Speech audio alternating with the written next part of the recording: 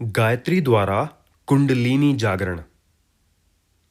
शरीर में अनेक साधारण और अनेक असाधारण अंग हैं। असाधारण अंग जिन्हें मर्म स्थान कहते हैं, केवल इसीलिए मर्म स्थान नहीं कहे जाते कि वे बहुत सुकोमल एवं उपयोगी होते हैं, वरन इसीलिए भी कहे जाते हैं कि इनके भीतर गुप्त आध्यात्मिक शक्तियों के महत्वपूर्ण केंद्र होते हैं। इन केंद्रों में वे बीज सुरक्षित रखे पड़े होते हैं, जिनका उत्कर्ष जागरण हो जाए तो मनुष्य कुछ से कुछ बन सकता है। उसमें आध्यात्मिक शक्तियों के स्रोत उमड़ सकते हैं और उस उभार के फलस्वरूप वह ऐसी अलौकिक शक्तियों का भंडार बन सकता है जो साधारण लोगों के लिए अलौकिक आश्चर्य से कम प्रतीत नहीं होती। ऐसे मर्म स्थलों में मेरुदंड या रीढ़ का प्रमुख स्थान है। यह शरीर की आधारशिला है। यह मेरुदंड छोटे छोटे 33 अस्थि खंडों से मिलकर बना है। इस प्रत्येक खंड में तत्वदर्शियों को ऐसी विशेष शक्तियां परिलक्षित होती हैं जिनका संबंध दैवी शक्तियों से है। देवताओं में जिन शक्तियों का केंद्र होता है, वे शक्तियां भिन्न भिन्न रूप में मेरुदंड के इन अस्थि खंडों में पाई जाती हैं। इसीलिए यह निष्कर्ष निकाला गया है कि मेरुदंड 33 देवताओं का प्रतिनिधित्व करता है। 8 वसु, 12 आदित्य, 11 रुद्र, इंद्र और प्रजापति, इन 33 की शक्तियां उसमें बीज रूप से उपस्थित रहती हैं। इस पोले मेरुदंड में शरीर विज्ञान के अनुसार नाड़ियां हैं और वे विविध कार्यों में नियोजित रहती हैं। अध्यात्म विज्ञान के अनुसार उनमें प्रमुख नाड़ियां हैं इड़ा, पिंगला और सुषुम्ना। यह 3 नाड़ियां मेरुदंड को चीरने पर प्रत्यक्ष रूप से आंखों द्वारा नहीं देखी जा सकती। इनका संबंध सूक्ष्म जगत से है। यह एक प्रकार का विद्युत प्रवाह है। जैसे बिजली के चलने वाले यंत्रों में नेगेटिव और पॉजिटिव, ऋण और धन धाराएं दौड़ती हैं और उन दोनों का जहां मिलन होता है वहीं शक्ति पैदा हो जाती है। इसी प्रकार ईड़ा को नेगेटिव, पिंगला को पॉजिटिव कह सकते हैं। ईड़ा को चंद्र नाड़ी और पिंगला को सूर्य नाड़ी भी कह सकते हैं। मोटे शब्दों में इन्हें ठंडी गर्म धाराएं कहा जा सकता है। दोनों के मिलने से जो तीसरी शक्ति उत्पन्न होती है उसे सुषुम्ना कहते हैं। प्रयाग में गंगा और यमुना मिलती हैं। इस मिलन से एक तीसरी सूक्ष्म सरिता और विनिर्मित होती है, जिसे सरस्वती कहते हैं। इस प्रकार 3 नदियों से त्रिवेणी बन जाती है। मेरुदंड के अंतर्गत भी ऐसी आध्यात्मिक त्रिवेणी है। ईड़ा, पिंगला की धाराएं मिलकर सुषुम्ना की सृष्टि करती हैं और एक पूर्ण त्रिवर्ग बन जाता है। यह त्रिवेणी ऊपर मस्तिष्क के मध्य केंद्र से, ब्रह्मरंध्र से, सहस्त्रार कमल से संबंधित और नीचे मेरुदंड का जहां नुकीला अंत है, वहां लिंग मूल और गुदा के बीच सीवन स्थान की सीध में पहुंचकर रुक जाती है। यही इस त्रिवेणी का आदि अंत है। सुषुम्ना नाड़ी के भीतर एक और त्रिवर्ग है। उसके अंतर्गत भी 3 अत्यंत सूक्ष्म धाराएं प्रवाहित होती हैं, जिन्हें व्रजा, चित्रणी और ब्रह्मनाड़ी कहते हैं। जैसे केले के तने को काटने पर उसमें एक के भीतर एक परत दिखाई पड़ती है, वैसे ही सुषुम्ना के भीतर व्रजा है। व्रजा के चित्रणी और चित्रणी के भीतर ब्रह्मनाड़ी है। यह ब्रह्मनाड़ी सब नाड़ियों का मर्मस्थल, केंद्र एवं शक्तिसार है। इस मर्म की सुरक्षा के लिए ही उस पर इतने परत चढ़े हैं। यह ब्रह्मनाड़ी मस्तिष्क के केंद्र में ब्रह्मरंध्र में पहुंचकर हजारों भागों में चारों ओर फैल जाती है। इसी से उस स्थान को सहस्रदल कमल कहते हैं। विष्णु जी की शैया शेष जी के सहस्र फनों पर होने का अलंकार भी इस सहस्रदल कमल से ही लिया गया है।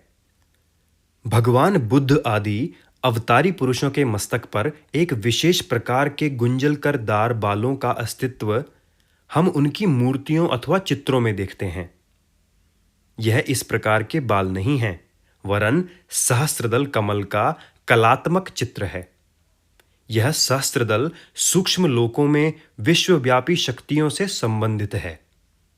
रेडियो ट्रांसमीटर से ध्वनि विस्तारक तंतु फैलाए जाते हैं, जिन्हें एरियल कहते हैं। तंतुओं के द्वारा सूक्ष्म आकाश में ध्वनि को फेंका जाता है और बढ़ती हुई तरंगों को पकड़ा जाता है।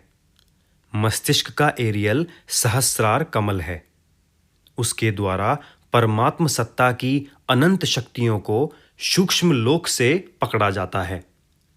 जैसे भूखा अजगर जब जागृत होकर लंबी लंबी सांसें खींचता है तो आकाश में उड़ते हुए पक्षियों को अपनी तीव्र शक्ति से जकड़ लेता है और वे मंत्र मुग्ध की तरह खींचते हुए अजगर के मुंह में चले जाते हैं। उसी प्रकार जागृत हुआ सहस्रमुखी शेषनाग सहस्रार कमल अनंत प्रकार की सिद्धियों को लोक लोकांतरों से खींच लेता है। जैसे कोई अजगर जब क्रुद्ध होकर विषैली फुंकार मारता है तो एक सीमा तक वायुमंडल को विषैला कर देता है, उसी प्रकार जागृत हुए सहस्रार कमल द्वारा शक्तिशाली भावना तरंगे प्रवाहित करके साधारण जीव जंतुओं एवं मनुष्यों को ही नहीं वरन सूक्ष्म लोकों की आत्माओं को भी प्रभावित और आकर्षित किया जा सकता है। शक्तिशाली ट्रांसमीटर द्वारा किया हुआ अमेरिका का ब्रॉडकास्ट भारत में सुना जाता है। शक्तिशाली सहस्रार द्वारा निक्षेपित भावना प्रवाह भी लोक लोकांतरों के सूक्ष्म तत्वों को हिला देता है। अब मेरुदंड के नीचे के भाग को मूल को लीजिए। सुषुम्ना के भीतर रहने वाली 3 नाड़ियों में सबसे सूक्ष्म ब्रह्म नाड़ी मेरुदंड के अंतिम भाग के समीप एक काले वर्ण के षटकोण वाले परमाणु से लिपटकर बंध जाती है। छप्पर को मजबूत बांधने के लिए दीवार में खूंटे गाड़ते हैं और उन खूंटों में छप्पर से संबंधित रस्सी को बांध देते हैं। इसी प्रकार उस षटकोण कृष्ण वर्ण परमाणु से ब्रह्म नाड़ी को बांधकर इस शरीर से प्राणों के छप्पर को जकड़ देने की व्यवस्था की गई है। कूर्म से ब्रह्म नाड़ी के गुंथन स्थल को आध्यात्मिक भाषा में कुंडलिनी कहते हैं। जैसे काले रंग का होने से आदमी का नाम कलवा भी पड़ जाता है, वैसे ही कुंडलाकार बनी हुई इस आकृति को कुंडलिनी कहा जाता है। यह 3.5 लपेटें उस कूर्म में लगाए हुए है और मुंह नीचे को है। विवाह संस्कारों में इसी की नकल करके भंवर या फेरे होते हैं। 3.5 परिक्रमा किए जाने और मुंह नीचा किए जाने का विधान इस कुंडलिनी के आधार पर ही रखा गया है, क्योंकि भावी जीवन निर्माण की व्यवस्थित आधारशिला पति पत्नी का कूर्म और ब्रह्मनाड़ी मिलन वैसा ही महत्वपूर्ण है जैसा कि शरीर और प्राण को जोड़ने में कुंडलिनी का महत्व है। इस कुंडलिनी की महिमा शक्ति और उपयोगिता इतनी अधिक है कि उसको भली प्रकार समझने में मनुष्य की बुद्धि लड़खड़ा जाती है। भौतिक विज्ञान के अन्वेषकों के लिए आज परमाणु एक पहेली बना हुआ है। उसके तोड़ने की एक क्रिया मालूम हो जाने का चमत्कार दुनिया ने प्रलयंकर परमाणु बम के रूप में देख लिया। अभी उसके अनेकों विध्वंसक और रचनात्मक पहलू बाकी हैं। सर आर्थर का कहना है कि यदि परमाणु शक्ति का पूरा ज्ञान और उपयोग मनुष्य को मालूम हो गया तो उसके लिए कुछ भी असंभव नहीं रहेगा। यह सूर्य के टुकड़े टुकड़े करके उसे गर्दा में मिला सकेगा और जो चाहेगा वह वस्तु या प्राणी मनमाने ढंग से पैदा कर लिया करेगा। ऐसे ऐसे यंत्र उसके पास होंगे जिनसे सारी पृथ्वी एक मोहल्ले में रहने वाली आबादी की तरह हो जाएगी। कोई व्यक्ति चाहे कहीं क्षण भर में आ जा सकेगा और चाहे जिससे जो वस्तु ले दे सकेगा, तथा देश देशांतरों में स्थित लोगों से ऐसे ही घुल मिलकर वार्तालाप कर सकेगा जैसे 2 मित्र आपस में बैठे बैठे गप्पे लड़ाते हैं।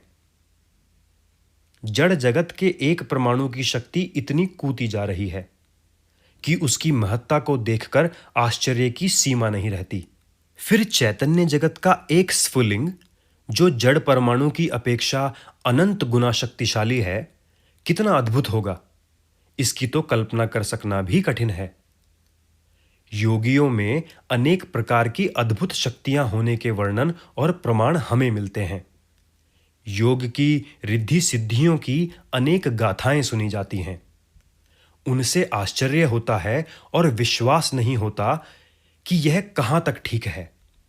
पर जो लोग विज्ञान से परिचित हैं और जड़ परमाणु तथा चैतन्य स्फुलिंग को जानते हैं, उनके लिए इसमें आश्चर्य की कोई बात नहीं।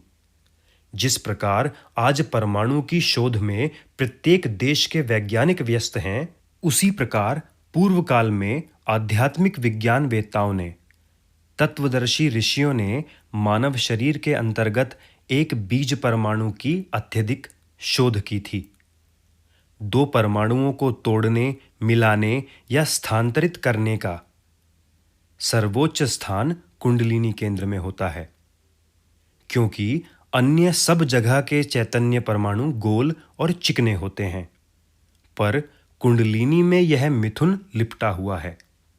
जैसे यूरेनियम और प्लूटोनियम धातु में परमाणुओं का गुंथन कुछ ऐसे टेढ़े तिरछे ढंग से होता है कि उनका तोड़ा जाना अन्य पदार्थों के परमाणुओं की अपेक्षा अधिक सरल है, उसी प्रकार कुंडलिनी स्थित स्फुलिंग परमाणुओं की गति को इच्छानुकूल संचालित करना अधिक सुगम है। इसीलिए प्राचीन काल में कुंडलिनी जागरण की उतनी ही तत्परता से शोध हुई थी जितनी कि आजकल परमाणु विज्ञान के बारे में हो रही है। इन शोधों के परीक्षणों और प्रयोगों के फलस्वरूप उन्हें ऐसे कितने ही रहस्य भी करत लगत हुए थे जिन्हें आज योग के चमत्कार के नाम से पुकारते हैं। मैडम ब्लेवेटस्की ने कुंडलिनी शक्ति के बारे में काफी खोजबीन की है। वे लिखती हैं, कुंडलिनी विश्वव्यापी सूक्ष्म विद्युत शक्ति है जो स्थूल बिजली की अपेक्षा कहीं अधिक शक्तिशालिनी है। इसकी चाल सर्प की चाल की तरह टेढ़ी है, इससे इसे सर्पाकार कहते हैं।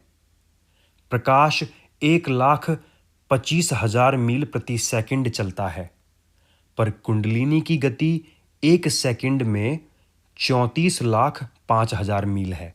पाश्चात्य वैज्ञानिक इसे स्पिरिट फायर, सरपेंट पावर कहते हैं। इस संबंध में सर जॉन वुडरफ ने भी बहुत विस्तृत विवेचन किया है। कुंडलिनी को गुप्त शक्तियों की तिजोरी कहा जा सकता है। बहुमूल्य रत्नों को रखने के लिए किसी अज्ञात स्थान में गुप्त परिस्थितियों में तिजोरी रखी जाती है और उसमें कई ताले लगा दिए जाते हैं ताकि घर या बाहर के अनधिकारी लोग उस खजाने में रखी हुई संपत्ति को न ले सकें। परमात्मा ने हमें शक्तियों का अक्षय भंडार देकर उसमें 6 ताले लगा दिए हैं।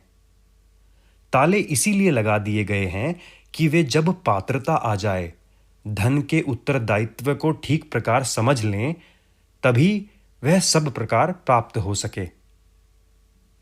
उन 6 तालों की ताली मनुष्य को ही सौंप दी गई है ताकि वह आवश्यकता के समय तालों को खोलकर उचित लाभ उठा सके। यह 6 ताले जो कुंडलिनी पर लगे हुए हैं, 6 चक्र कहलाते हैं। इन चक्रों को वेदन करके जीव कुंडलिनी के समीप पहुंच सकता है और उसका यथोचित उपयोग करके जीवन लाभ प्राप्त कर सकता है। सब लोगों की कुंडलिनी साधारणतः अस्त व्यस्त अवस्था में पड़ी रहती है, पर जब उसे जगाया जाता है तो वह अपने स्थान पर से हट जाती है और उस लोक में प्रवेश कर जाने देती है जिसमें परमात्म शक्तियों की प्राप्ति हो जाती है। बड़े बड़े गुप्त खजानों को जो प्राचीन काल में भूमि में छिपे पड़े हुए होते हैं, उन पर सर्प की चौकीदारी पाई जाती है। खजाने के मुख पर कुंडलीदार सर्प बैठा रहता है और चौकीदारी किया करता है। देवलोक भी ऐसा ही खजाना है जिसके मुख पर षटकोण कूर्म की शिला रखी हुई है और शिला से लिपटी हुई भयंकर सर्पिणी कुंडलिनी बैठी है। वह सर्पिणी अधिकारी पात्रता की प्रतीक्षा में बैठी होती है। जैसे ही कोई अधिकारी उसके समीप पहुंचता है, वह उसे रोकने या हानि पहुंचाने की अपेक्षा अपने स्थान से हटकर उसको रास्ता दे देती है और उसका कार्य समाप्त हो जाता है। कुंडलिनी जागरण के लाभों पर प्रकाश डालते हुए एक अनुभवी साधक ने लिखा है, भगवती कुंडलिनी की कृपा से साधक सर्वगुण संपन्न होता है। सब कलाएं, सब सिद्धियां उसे अनायास प्राप्त हो जाती हैं। ऐसे साधक का शरीर 100 वर्ष तक बिल्कुल स्वस्थ और सुदृढ़ रहता है। वह अपना जीवन परमात्मा की सेवा में लगा देता है और उसके आदेशानुसार लोकोपकार करते हुए अंत में स्वेच्छा से अपना कलेवर छोड़ जाता है। कुंडलिनी शक्ति संपन्न व्यक्ति पूर्ण निर्भय और आनंदमय रहता है। भगवती की उस पर पूर्ण कृपा रहती है और वह स्वयं सदैव अपने ऊपर उसकी छत्र छाया होने का अनुभव करता है। उसके कानों में माता के ये शब्द गूंजते रहते हैं कि भय नहीं, मैं तुम्हारे पीछे खड़ी हूं। इसमें संदेह नहीं है कि कुंडलिनी शक्ति के प्रभाव से मनुष्य का दृष्टिकोण दैवी हो जाता है और इस कारण उसका व्यक्तित्व सब प्रकार से शक्ति संपन्न और सुखी बन जाता है। मस्तिष्क के ब्रह्मरंध्र में बिखरे हुए सहस्त्रदल भी साधारणतः उसी प्रकार प्रसुप्त अवस्था में पड़े रहते हैं जैसे कि कुंडलिनी सोया करती है। उतने बहुमूल्य यंत्रों और कोशों के होते हुए भी मनुष्य साधारणतः बड़ा दीन, दुर्बल, तुच्छ, क्षुद्र, विषय विकारों का गुलाम बनकर कीट पतंगों की तरह जीवन व्यतीत करता है और दुखी दारिद्र्य की दासता में बंधा हुआ फड़फड़ाया करता है। पर जब इन यंत्रों और रत्नागारों से परिचित होकर उनके उपयोग को जान लेता है, उन पर अधिकार कर लेता है, तो वह परमात्मा के सच्चे उत्तराधिकारी की समस्त योग्यताओं और शक्तियों से संपन्न हो जाता है। कुंडलिनी जागरण से होने वाले लाभों के संबंध में योग शास्त्रों में बड़ा विस्तृत और आकर्षक वर्णन है। उन सब की चर्चा न करके यहां इतना कह देना पर्याप्त होगा कि कुंडलिनी शक्ति के जागरण से इस विश्व में जो कुछ है वह सब कुछ मिल सकता है। उसके लिए कोई वस्तु अप्राप्य नहीं रहती।